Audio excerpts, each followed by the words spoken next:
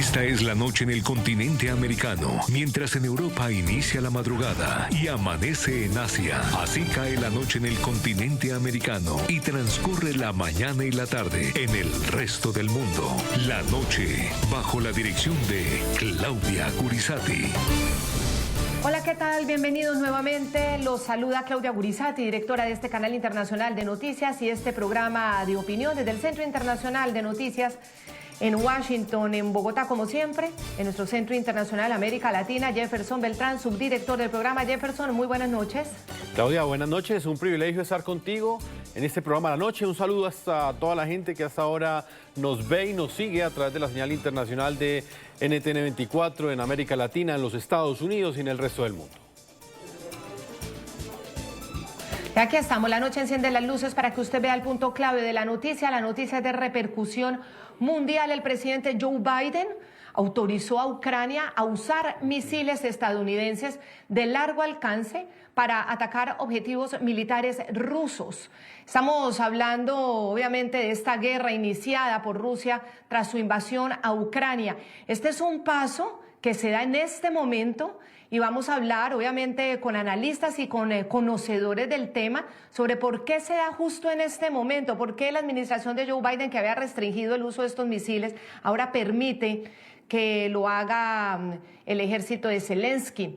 El mandatario demócrata, la administración demócrata de los Estados Unidos tomó esta decisión a tan solo 2 meses ya de abandonar la Casa Blanca y tras 1000 días desde que ocurrió esa cruenta invasión de Rusia contra el territorio ucraniano. Jefferson.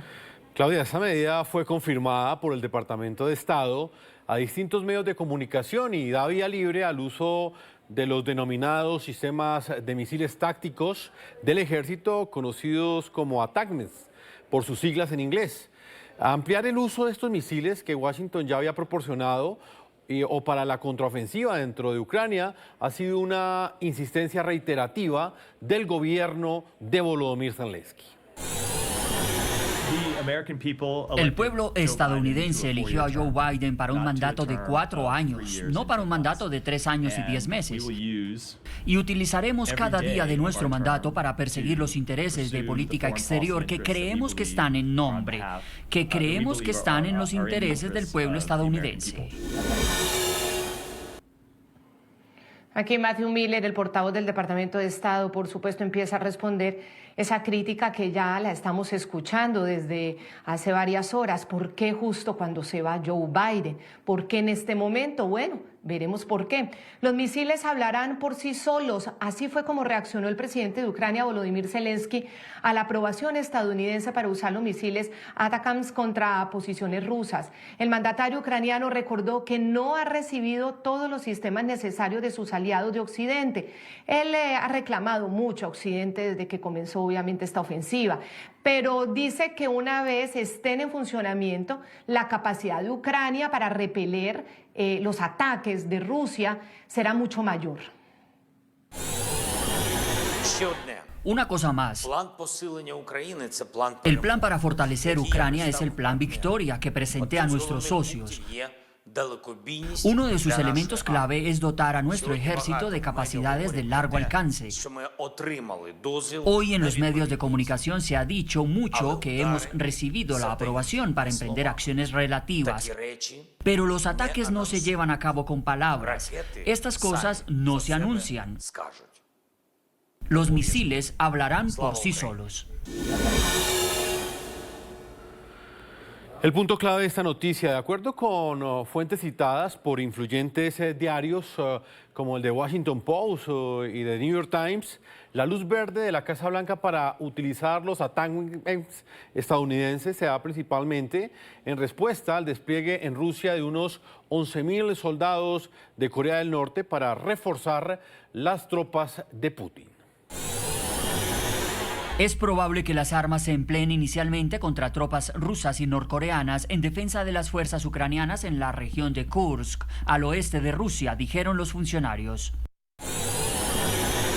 Permitir a los ucranianos usar los misiles de largo alcance, conocidos como sistemas de misiles tácticos del ejército o ATACMS, se produjo en respuesta a la sorpresiva decisión de Rusia de traer tropas norcoreanas a la lucha, dijeron funcionarios. Y la noticia también es la respuesta de Rusia. El régimen de Vladimir Putin acusó a la administración Biden de echarle leña al fuego. Moscú advierte que un ataque con un misil estadounidense en su territorio sería considerado ya como una agresión proveniente de Ucrania, sino que lo considerarían una agresión proveniente de Estados Unidos y obviamente esto traería otro tipo de consecuencias. Si tal decisión ha sido tomada y transmitida al régimen de Kiev, entonces esto significa una ronda cualitativamente nueva de la escalada de la tensión. También es una situación cualitativamente nueva desde el punto de vista de la implicación de Estados Unidos en este conflicto. Hasta ahora, solo hay informaciones en los medios de comunicación occidentales. Pero es obvio que la administración saliente de Washington pretende, como ha dicho antes, seguir echando leña al fuego y provocar una mayor escalada de la tensión en torno a este conflicto.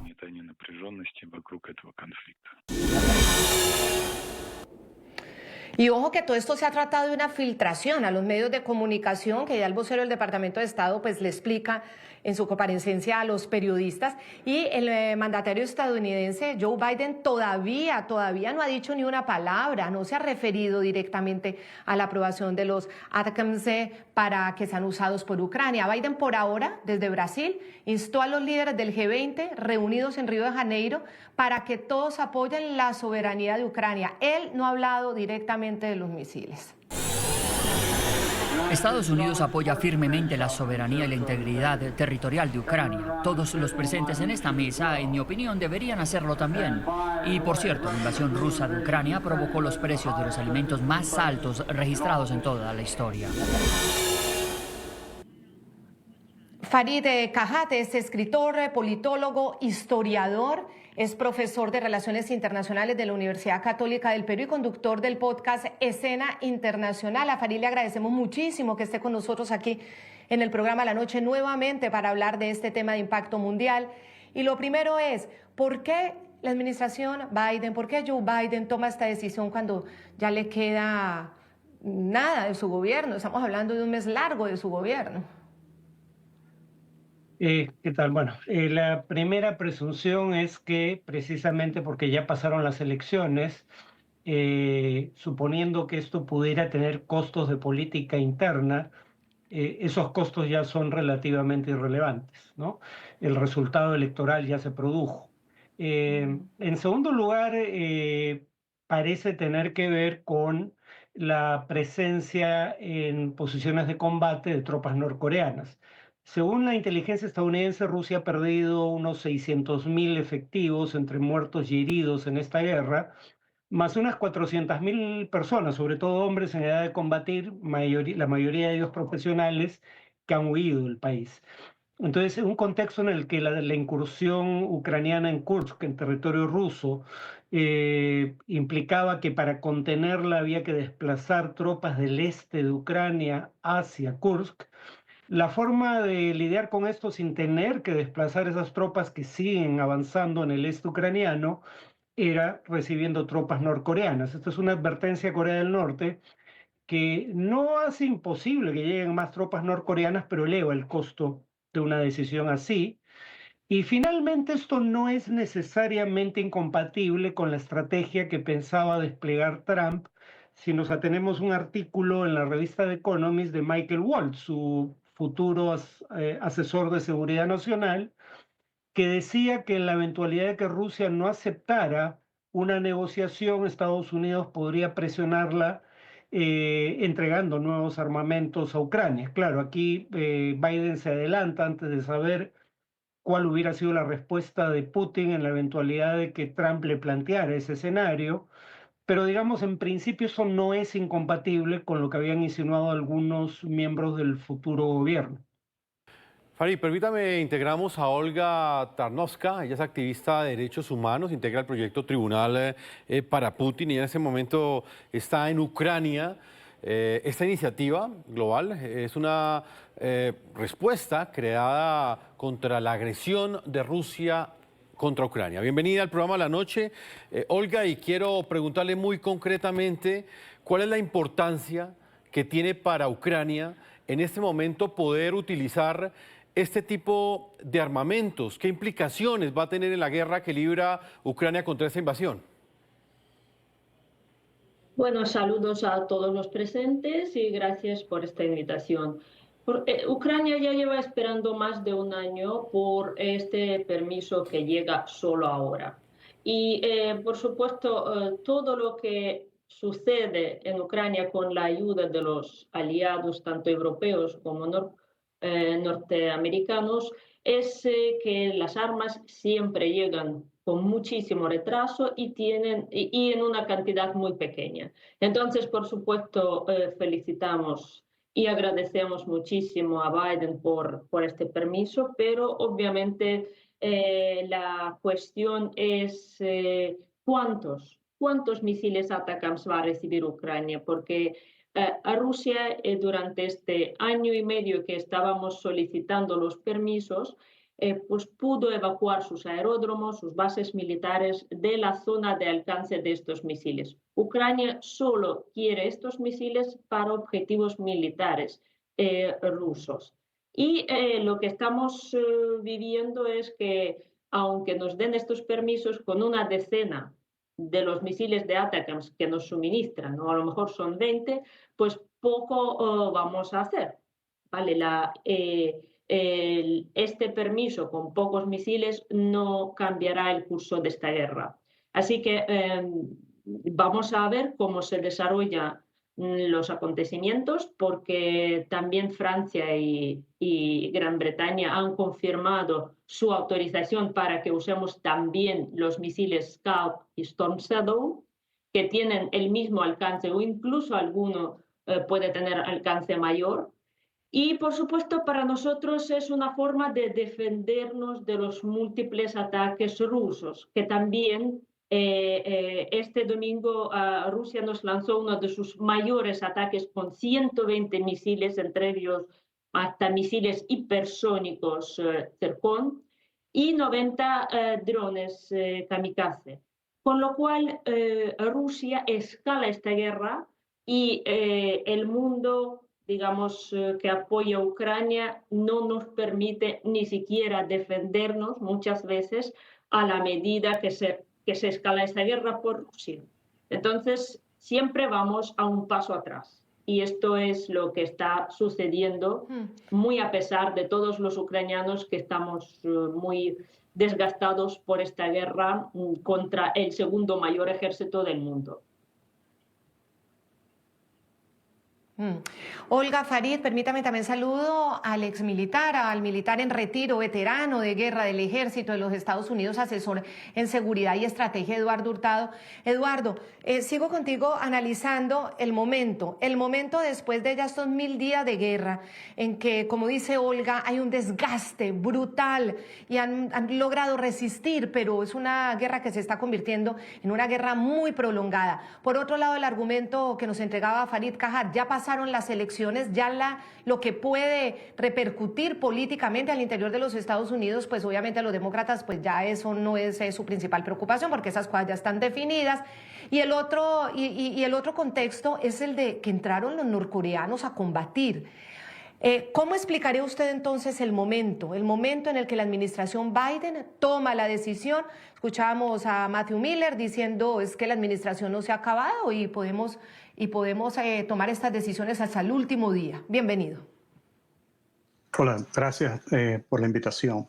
Sí, efectivamente la guerra las ganan quienes más dinero tienen. Y sostener un conflicto de esta magnitud genera muchísimos gastos.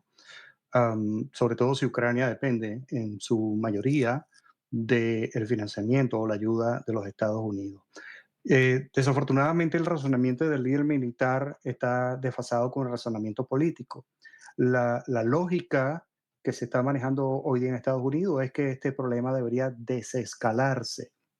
Entonces, habría que ver en el verdadero concepto de lo que quiere decir luz verde para utilizar los Army Tactical Missile System o los ATACMS, ¿no? Que tienen aproximadamente un alcance significativo, pero nunca van a llegar hasta Moscú. ¿Los van a usar? No sabemos. ¿Hasta qué punto el presidente de Ucrania quisiera impactar las nuevas negociaciones de política con el nuevo presidente de los Estados Unidos? No sabemos. ¿Eso va a desgastar las relaciones entre Ucrania y Estados Unidos? Si hay un escalamiento peor, obviamente. Al momento, Estados Unidos y Ucrania se pueden decir que son aliados y, no son, y Ucrania no es aliada con Rusia y Corea del Norte. Sin embargo, en las conversaciones que hubo entre el presidente de Ucrania y Donald Trump recientemente, yo pensaría de que Trump le está diciendo que vamos a un acuerdo de paz. Por consiguiente, se hace como que un poquito desenfocado esta nueva alternativa que se está explorando.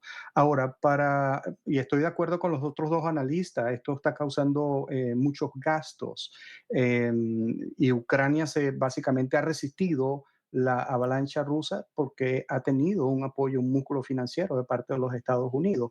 ¿Cuántos misiles balísticos va a tener que utilizar Ucrania? Y el tema no es tanto el uso de los misiles.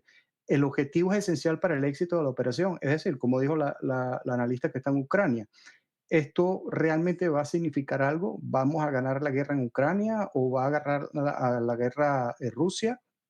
Este es el sistema más adecuado para concluir con este conflicto. ¿Cuál es el costo político y logístico que va a generar el uso de este tipo de armamento? Entonces, yo diría que la lógica es una cosa, la lógica militar diría que esto no va a suceder y esto va a desescalar en cualquier momento, pero la lógica política no la sabemos, no podemos saber exactamente qué pretende el Partido Demócrata de los Estados Unidos, si a última hora quiere lanzar una avalancha en contra de Rusia. Si fuese así, como se había dicho en algunas oportunidades, una ojiva nuclear en un tipo de misil de esta categoría, hasta el momento nunca se ha hecho. Eso no significa que técnicamente no se puede hacer, pero no se ha hecho.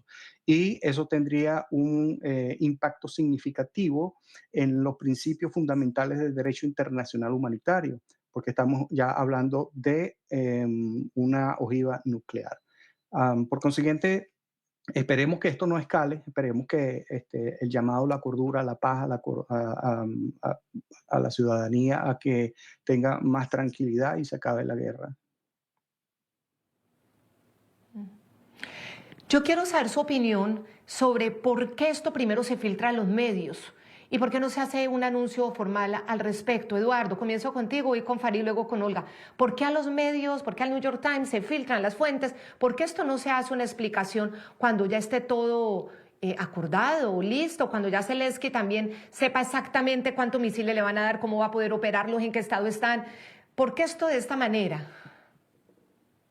Bueno, yo diría que esto no se filtra. Ya, debe haber un propósito detrás de la información y un objetivo, bien sea político, estratégico. Informaciones como estas son difíciles, son confidenciales, tienen una categoría de top secret o secreta, y por consiguiente el hecho de que se filtre, eso implicaría una investigación interna en el gobierno federal de los Estados Unidos. ¿Cuál es el objetivo? Mira, es muy difícil saber exactamente cuál es el objetivo de una información con tal magnitud. Sí, en lo personal diría que la discusión es si de haber sido una filtración fue deliberada, digo, por parte del gobierno o no. Tendería a creer que no, digamos, no veo por qué no puede hacerse un anuncio oficial, pero el tema es de que no se haga público, es que no se hacen públicas las condiciones, ¿no? Y entonces eso probablemente tenga a Rusia tratando de establecer cuál es el alcance de lo que estamos viendo. A fin de cuentas, este gobierno solo tiene 2 meses de vigencia por delante y probablemente para Putin esto no lleve a una escalada fuera del escenario ucraniano, porque esperaría probablemente una actitud más complaciente del gobierno de Trump una vez que ejerza el cargo, ¿no? Trump ha dicho que quiere poner fin a la guerra. lo cual en principio no me parece mal. El problema es que cuando a Trump se le pregunta si deseaba que Ucrania gane la guerra, lo único que se remite a decir es que quiere que la guerra llegue a su fin. A ver, yo entendería si él dijera un triunfo militar de Ucrania es inverosímil o tendría un costo demasiado elevado y por ende por eso busco la paz, pero admitiendo que Ucrania ha sido agredido y que Rusia está actuando no solo violando el derecho internacional, sino también el derecho internacional humanitario. Y en ese sentido, aunque fuera deseable un triunfo ucraniano, no está al alcance. Pero él simplemente se negó a responder. Entonces, creo que un posible cálculo del gobierno de Biden es que Ucrania va a poder usar estas armas en territorio ruso sin que eso implique una escalada mayúscula por parte de Rusia, porque estaría esperando la transferencia del gobierno y una negociación en mejores términos bajo la administración Trump. Bueno, esto para nosotros, este permiso de utilización de armas es siempre en defensa propia. Para muchos no queda claro que la invasión rusa a Ucrania es el derrumbe del orden mundial establecido después de la Segunda Guerra Mundial y coordinado por las Naciones Unidas.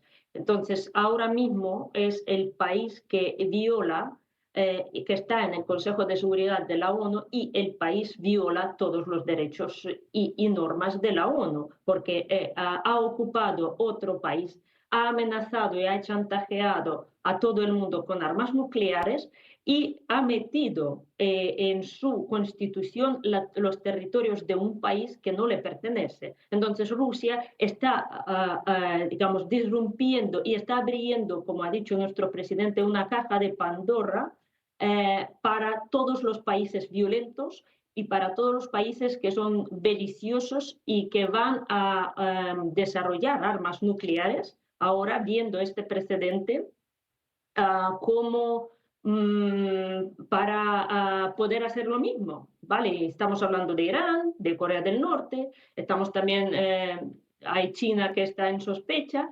Entonces, cuando estamos hablando de este uso que nos permitió Biden, en realidad Ucrania tiene estos 2 meses, por decirlo, como una ventana de oportunidades y dependiendo de la cantidad de misiles podamos o no hacer algún daño a Rusia. Obviamente no son Tomahawks, no nos engañemos, no llegaremos como ha dicho aquí el compañero a Moscú con todo esto. Entonces está fuera la escalada hasta las armas nucleares. Y además Putin, que siempre está aquí negociando ya con el Trump sin que esto se haga oficial, no va a hacerlo.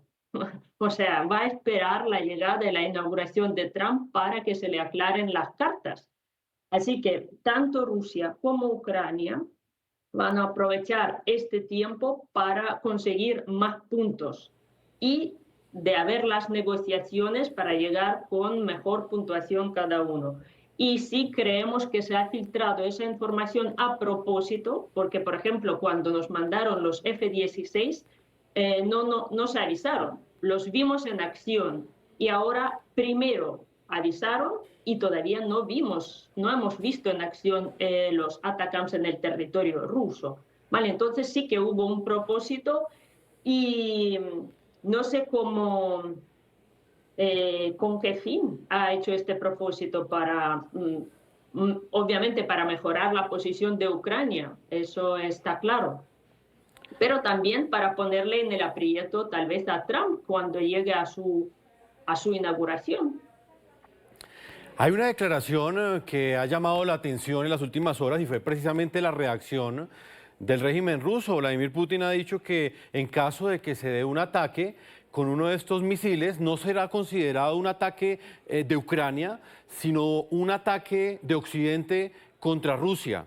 Le quiero preguntar a los tres sobre precisamente esta declaración y las posibilidades que habría de que esta decisión que toma el presidente Joe Biden aumente esa escalada bélica de Rusia contra Occidente. Comienzo con Eduardo.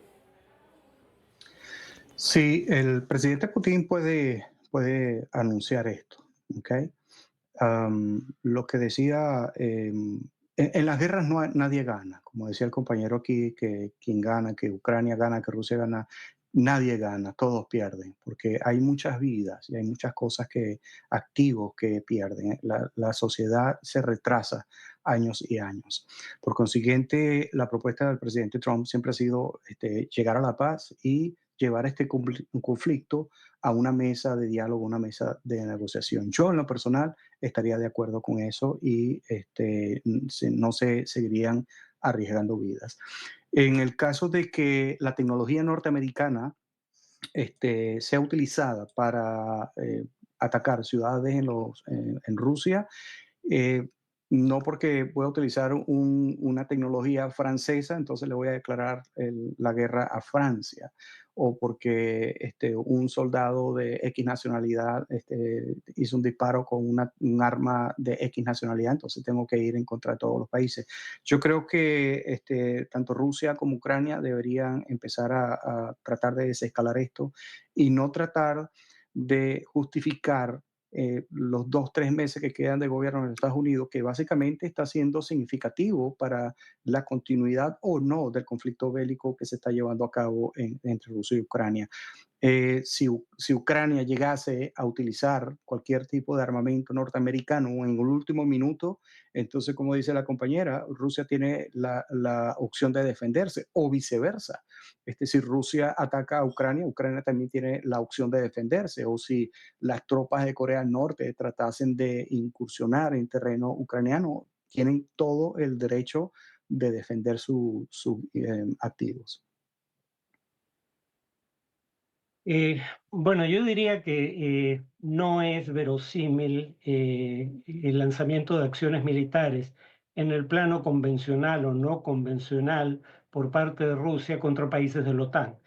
Si hay una escalada solamente convencional, sería como ya está ocurriendo en la propia Ucrania.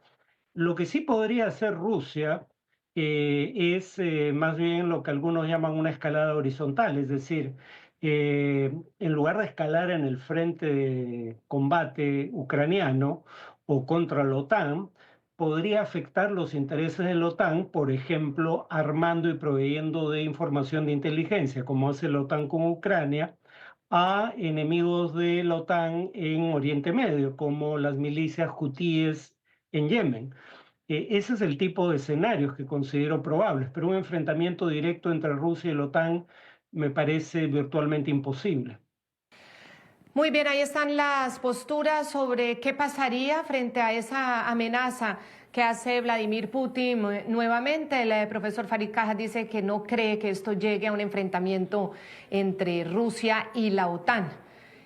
Vamos a hacer una pequeña pausa comerciales porque tenemos que hacerla, obviamente nuestro compromiso, pero cuando vamos a mostrar qué alcance y cuál es el verdadero poder que tienen estos misiles estadounidenses para que Ucrania los pueda usar y si o hasta dónde podrían llegar en territorio ruso estos ATACMS que son fabricados por la empresa estadounidense Lockheed Martin. Ellos tienen una característica, estos misiles, y es que pueden atacar a larga distancia y con muy buena precisión. Pero toda la infografía y esa información detalladamente la va a presentar Jefferson. Inmediatamente regresemos de comerciales.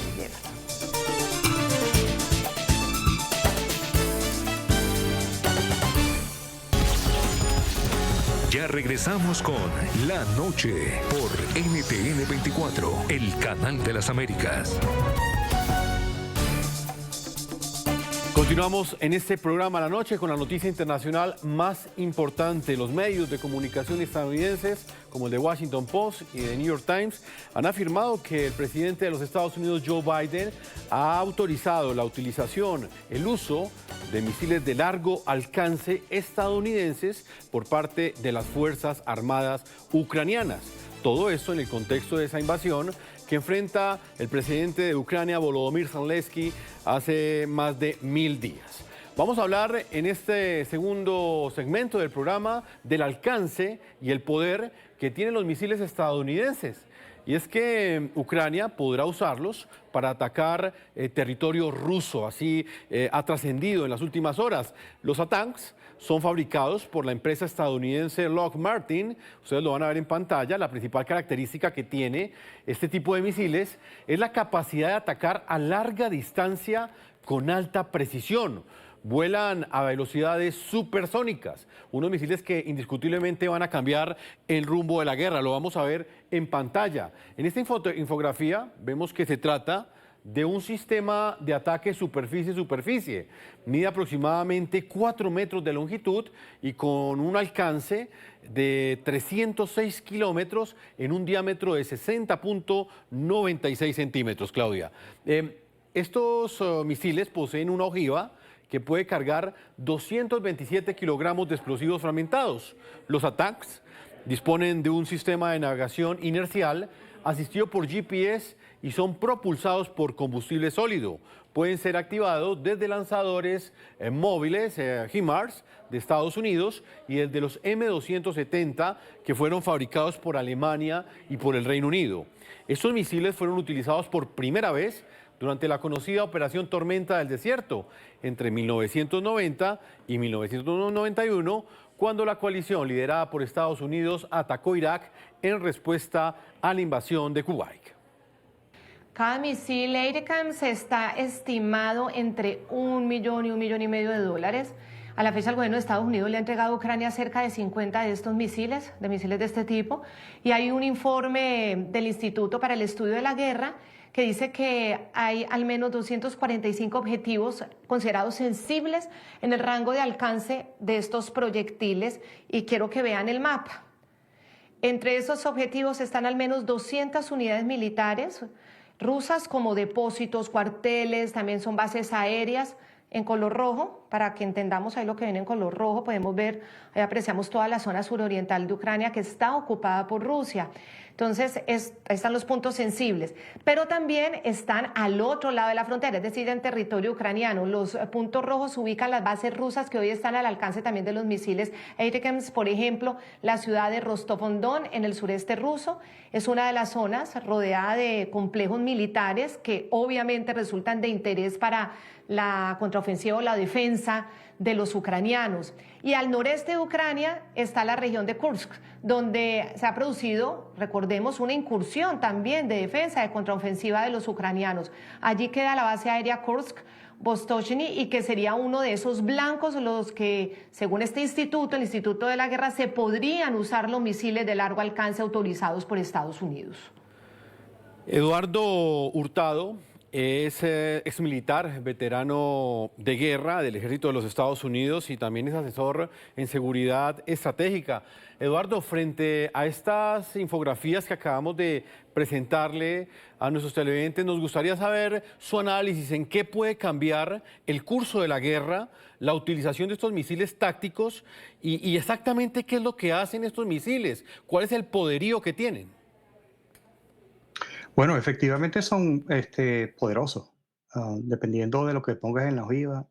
Como dije anteriormente, técnicamente se puede utilizar una ojiva nuclear, sin embargo, nunca se ha utilizado. El alcance, como dijiste anteriormente, de aproximadamente 300 kilómetros, llegaría hacia ciudades como Kursk, que es donde está el ejército norcoreano, ciudades como Rostov, Voronezh, no sé si lo pronuncio bien, pero efectivamente las implicaciones de esto, bueno, es indudablemente los acuerdos de Ginebra siempre establecen que no se deberían escoger blancos donde existan daños colaterales, pero enviar un cohete, un misil de esta magnitud, es sumamente difícil decir que va a impactar donde tú quieres que impacte.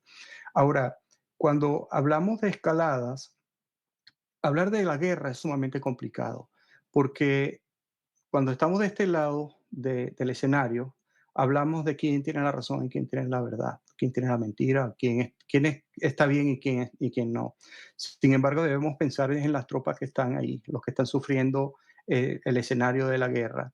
Si tú le preguntas a un soldado ruso o ucraniano si quiere terminar la guerra, lo más seguro es que quiere estar con su familia y vivir en paz. Por consiguiente, una escalada puede ser simplemente continuar la guerra y darle más tema, indiferentemente hacia dónde vaya el cohete. Indiferentemente si Ucrania es víctima o es agresor, que obviamente Rusia empezó la guerra, indiferentemente de los motivos que se tengan, es una guerra. Y una guerra, yo que he estado en una guerra, no se lo recomiendo a nadie. Afortunadamente, algunos viven, afortunadamente otros regresan y ven a sus hogares. Un misil es devastador, indiferentemente del tamaño o de la zona donde caiga, de la velocidad, que si es hipersónico, que si es supersónico, indiferentemente del alcance y la precisión, va a causar daños. La guerra es dañina. Entonces, una vez con tu respuesta, la magnitud de un misil de esta categoría es devastadora. Farid, al margen de que obviamente yo creo que ninguno de los que está aquí sentado quiere guerra, y en eso estamos totalmente de acuerdo con Eduardo Hurtado, el veterano de guerra. Las guerras son horribles, las guerras son lo peor que nos puede pasar a los seres humanos, pero obviamente aquí hay un precedente, hay una agresión a una soberanía de un país, hay una agresión a los principios de Occidente, y precisamente las fuerzas también existen para defender principios. Yo no quiero opinar, pero sí quiero escuchar a ustedes sobre las posibilidades entonces que se abren con estos misiles precisamente para la defensa de un territorio que ha sido brutal y salvajemente agredido por Vladimir Putin. ¿Qué tanto puede impactar en esa defensa y qué tanto puede detener, por ejemplo, el cercenar esos territorios, que logre finalmente Vladimir Putin su objetivo, que es terminar cercenando y quedándose con parte de Ucrania, ya que no pudo cumplir su principal objetivo, que era apropiársela toda? Sí, yo no creo lamentablemente que estos misiles vayan a hacer una diferencia tan grande en el campo de batalla. Habría que recordar que ya había misiles utilizados en territorio ruso por parte de Ucrania, con una carga convencional ligeramente inferior a la de estos misiles que se van a usar ahora. La diferencia es que tenían 70 kilómetros de alcance, a diferencia de los 300 kilómetros que tienen los misiles que se utilizarían ahora contra blancos dentro de territorio ruso.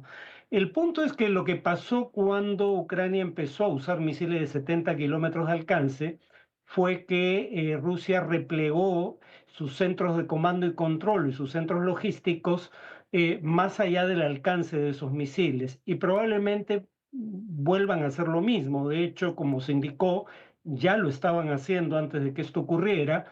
Entonces, claro, el costo logístico para Rusia va a ser mayor.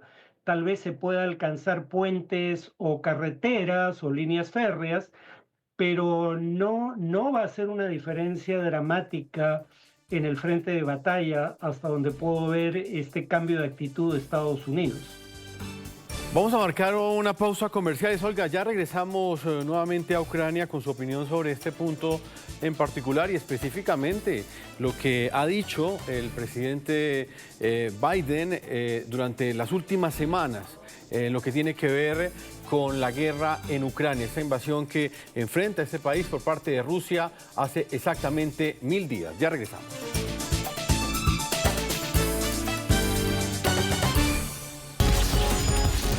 Ya regresamos con La Noche por NTN 24, el canal de las Américas.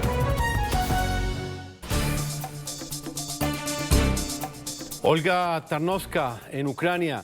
Esta noticia que pues han divulgado los medios de comunicación estadounidenses también han puesto sobre la mesa de análisis el poder que van a tener estos misiles para enfrentar a esos 11.000 soldados norcoreanos que en este momento están entre la frontera entre Ucrania y Rusia, incluso en una zona que logró conquistar Ucrania hace pocas semanas. una zona donde militarmente es más fuerte Ucrania.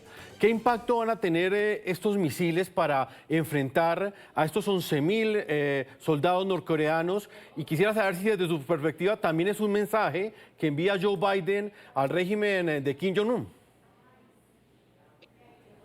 Bueno, quería hacer una paréntesis antes diciendo que no hay ningún otro pueblo en este mundo, en este planeta, en este universo que quiera parar esta guerra rusa contra Ucrania como el pueblo ucraniano, ¿vale? Y estamos viviendo esa guerra y sabemos lo que significa esa guerra, ¿vale? No nos equivoquemos que estamos aquí unos beliciosos y agresivos, estamos solo defendiéndonos. Y hablando de los norcoreanos, que por ahora son 11.000, pero hoy ya se ha divulgado una noticia que pueden ser 100.000 coreanos. Y 100.000 coreanos sí que van a hacer mucha diferencia en el frente ruso-ucraniano. Y aunque no sean 100.000 coreanos, esa colaboración militar ruso-norcoreana es una cosa bastante peligrosa a nivel mundial, porque ¿cómo paga Rusia por los soldados norcoreanos que vienen a luchar contra nosotros?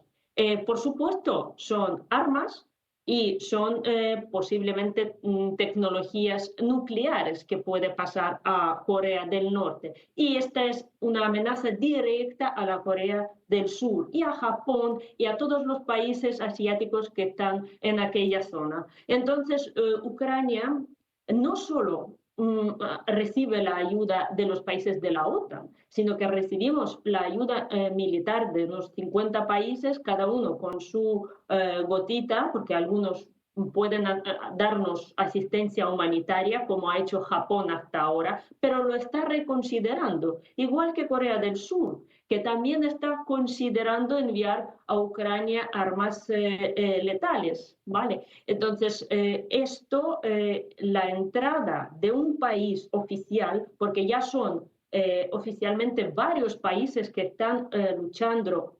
con Rusia contra Ucrania, como Bielorrusia. Bielorrusia, por ejemplo, dejó todo su territorio, todas sus bases militares, y cosas logísticas y todo su armamento a Rusia para atacarnos en los primeros meses de esta guerra. Y ahora mismo también muchos misiles pasan por su territorio. Entonces, Norcorea es el tercer país que oficialmente entra en esa guerra contra Ucrania. Y es un peligro. Con lo cual, esperamos que los misiles, digamos, ATACMS, podrían por lo menos debilitar la fuerza rusa y un poco despejar nuestras fronteras, porque Rusia hace bombardeos masivos de las ciudades civiles ucranianas con bombas aéreas planadoras, con su aviación, y Ucrania todavía no ha encontrado remedio cómo protegernos de estos ataques contra civiles que suceden todos los días. Por lo tanto, los misiles de medio alcance podrían utilizarse para, pues eso, eliminar los almacenes con munición, destruir aeródromos y, digamos, ahuyentar todo lo que es la aviación de ataque rusa, que eso es lo que nosotros queremos, defender nuestras fronteras y proteger nuestra población civil en primer lugar. Muchísimas gracias a Olga Tarnowska, quien es activista de derechos humanos y que, bueno, nos ha acompañado hoy en el programa La Noche. Ella hace parte del proyecto Tribunal para Putin. Olga, gracias por estar esta noche desde Wishhorod. Muchas gracias. Gracias a ustedes, Claudia. Hasta luego. Y venceremos, ¿eh? Hasta luego.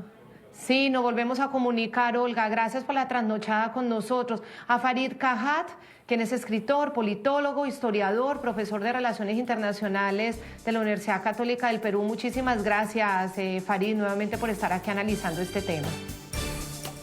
De nada. Muy amable. Y a Eduardo Hurtado, veterano, militar de guerra del Ejército de los Estados Unidos y asesor en seguridad estratégica. Eduardo, realmente un gran placer tener tu aporte hoy aquí en el programa La Noche. Gracias a ti y ojalá que se termine este conflicto. Definitivamente las guerras no se culminan demostrando quién es más fuerte. Desafortunadamente siempre el daño colateral lo reciben los ciudadanos y siempre se resuelven a nivel político. Gracias. Buenas noches. Muchas gracias a todos ustedes, nuestros televidentes. Los invitamos a que continúen visitando nuestra página web. Nos pueden escribir en Twitter, en la red X, en @NTN24, en @Segurizati, NTN24, en Instagram, @Segurizati y en @LaNocheNTN24. La noche continuará encendiendo las luces para que usted vea el punto clave de la noticia. Una feliz noche para ti, Claudia, y para todos nuestros televidentes. Buenas noches, Jefferson. Gracias.